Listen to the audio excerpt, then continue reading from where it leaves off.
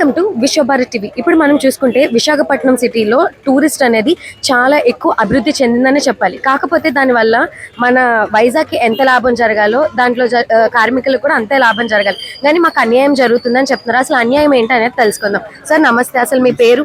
నా పేరు ఆదినారాయణరావు బాబమ్మ. నేను ఆంధ్రప్రదేశ్ రాష్ట్ర taxi owners come drivers welfare అసోసియేషన్కి ప్రధాన కార్యదర్శిని. ఆంధ్రప్రదేశ్లో అనేక రకాలుగా ఎన్నో ప్రాబ్లమ్స్ని సాల్వ్ చేస్తూ ముందుకు సాగుతున్నాం.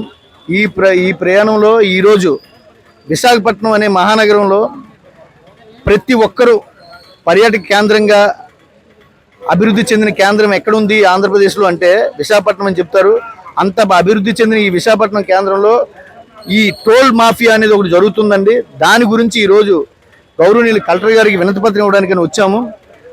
సో విషయం ఏంటంటే కైలాసగిరి, తొట్లకొండ, జూ పార్క్ అనే కొన్ని ప్రాంతాలు, రుషికొండ బీచ్, ఈ పర్యాటక ప్రాంతాలలో పార్కింగ్ ఫీజులని కొన్ని వసూలు చేస్తున్నారండి.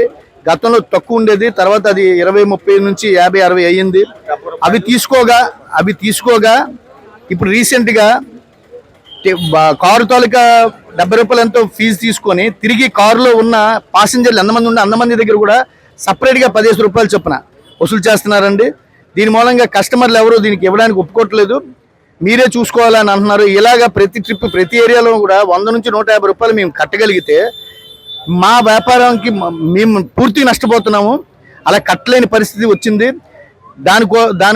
దానికోసం అని చెప్పి ఇప్పుడు వెహికల్స్ తిప్పడానికి భయం వేస్తుంది మాకు. మరి ఎందుకు ఇప్పటి వరకు ఒక్కసారైనా క్వశ్చన్ చేశారా? ఇప్పుడు మీకు అడుగుతున్నారని చెప్పారు 10 రూపాయలు మనిషికి ఇంత. మరి మీరు ఎందుకు ఒక్కసారి కూడా ఎవరు వీడియో తీయడం కానీ లేకపోతే అవతల పర్సన్ ని నిలతీయడం కానీ ఇలా ఎందుకు చేయలేదు? చేసామండి గతంలో. అంటే 20-30 రూపాయలు పార్కింగ్ అంటే మేము పెద్ద పట్టించుకోలేదు. అది 100 దాటిపోయేసరికి మాకు కడుపు మండుతుంది. ఎందుకంటే ఇప్పుడు గవర్నమెంట్ పాట ఇచ్చింది, ఎవరెవరో పాడుకున్నారు, వాళ్ళు ఏదో వసూలు చేసుకున్నారని మేము కూడా లైట్ తీసుకున్నాం. కస్టమర్లు కూడా అప్పుడు 10 మంది కస్టమర్లు తీసుకెళ్తే 10 మందిలో 7-8 మంది ఇచ్చేవారు. మాకు పెద్ద బాధ అనిపించింది. ఒకరిద్దరు ఇచ్చేవారు కాదు, ఆ డబ్బులు మేము ఇచ్చుకునేవాళ్ళని.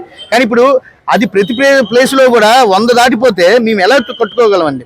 మేము ఒక రోజంతా కిరాయి 2500 నుంచి 2800 మా వెహికల్కి వస్తే, ఈ మ్యాక్సీ క్యాబ్ అనే వెహికల్కి, దాంట్లో 1000 రూపాయలు పెట్రోల్, 600-700 డ్రైవర్ జీతం పోతే ఆ మిగిలిన 1000 రూపాయలు 400-500 రూపాయలు ఈ మొత్తం అన్ని పర్యావరణ ప్రాంతాలన్నింటిలో కూడా మేము ఈ ట్యాక్సీలు కట్టుకుంటే మాకేం మిగలట్లేదండి. మేము సెల్ఫ్ ఎంప్లాయిడ్గా మా బతుకులు మేము బతుకుతున్నాం. మాకే గవర్నమెంట్లో మాకు డబ్బు ఇచ్చి బళ్ళు కొనిపించలేదు. మా సొంత డబ్బులతో మేము అప్పులో చేసుకొని మా వస్తువులు పెట్టుకొని మేము వాహనాలు కొనుక్కొని సెల్ఫ్ ఎంప్లాయిడ్గా బతుకుతున్నాం. ఇప్పటికే మాకు ఓలా, ఊబర్, ర్యాపిడ్ అనే ఆన్లైన్ సర్వీసులు వచ్చి మా సగం వ్యాపారాన్ని లాక్కొని మా కడుపులు మంట మిగిల్చాయి. ఇప్పుడు ఈ కొత్తగా ఈ టోల్ గేట్ దందా మొదలయ్యింది. దీని ద్వారా మేము చాలా నష్టపోతున్నామని చెప్పి ఈ నష్టానికి మమ్మల్ని నష్టం నుంచి మమ్మల్ని రక్షించాలని చెప్పి గౌరవనీయులు శ్రీ కలెక్టర్ గారికి ఈ వినతిపత్రం ఇవ్వడానికి వచ్చామండి. రెండోది ఏంటంటే ట్రాఫిక్ ఆంక్షల్లో మన భీమిల్ నుంచి వైజాగ్ వచ్చేవరకు బీచ్ రోడ్డు మొత్తం రోడ్డు పక్కన ఎన్నో వందల వెహికల్స్ పార్క్ చేసి ఉన్నాయండి. కారణం ఏంటంటే ఎక్కడ పెడతాడు ఈ పార్కింగ్ ఫీజులు పెట్టడం వలన మా క్యాబ్ వాళ్ళు 30-40-50 రూపాయలు ఇవ్వలేక రోడ్డు పక్కన పెడుతున్నారండి. ఆ రోడ్డు పక్కన పెట్టమని రోడ్డు సగానికి సగం పార్కింగ్తో నిండిపోతుంది. తద్వారా ట్రాఫిక్ జామ్లు అవుతున్నాయి, ప్రమాదాలు జరుగుతున్నాయి, ఎన్నో రకాల ఇబ్బందులు జరుగుతున్నాయి. ఇవన్నీ కూడా అరికట్టాలంటే విశాఖపట్నం సిటీలో ఉన్న ఏవైతే క్యాబ్ సర్వీసులు ఉన్నాయో, ఎల్లో బోర్డు వాహనాలు ఉన్నాయో, వాటన్నిటికీ కూడా ఈ పార్కింగ్ అనేది మినహాయించాలనేది కూడా మేము గౌరవనీయులు శ్రీ కలెక్టర్ గారిని కోరుతూ జరుగుతుందండి. ఆ విషయాన్నే ఈ వినతిపత్రంలోని రాసి మేము పట్టుకెళ్తున్నామండి. దయచేసి మా సమస్యలను పరిష్కరించి కొన్ని లక్షల మంది కార్మికులని ఆదుకోవాలని చెప్పి మా కార్మిక సోదరులందరి తరపున ఈరోజు ఈ వినతిపత్రం ఇవ్వడం జరుగుతుంది. గౌరవనీయులు శ్రీ కలెక్టర్ గారు స్పందించి తక్షణమే మా ఈ సమస్యకు పరిష్కారం చూపుతారని ఆశిస్తున్నామండి. నమస్కారం అండి. అంటే ఇప్పుడు మీరు అంటుంది ఏంటి, వైజాగ్ లో లేదంటే ఆంధ్రప్రదేశ్ లోని ఏదైతే ఎల్లో బోర్డ్స్ ఉన్నాయో వాళ్ళకి పార్కింగ్ మినహా ఇచ్చిమంటున్నారు? కాదండి, ఇప్పుడు ఏ జిల్లాకి ఆ జిల్లా అండి. ఇప్పుడు వైజాగ్ అంటే నేను అనేది ఏంటంటే ఏ జిల్లాకి ఆ జిల్లా. ఇప్పుడు వైజాగ్ లో ఉన్న వాహనాలు ఉన్నాయండి, అది ఇక్కడ బళ్ళా కాదు అనేది లోకల్లో తెలిసిపోతాయి.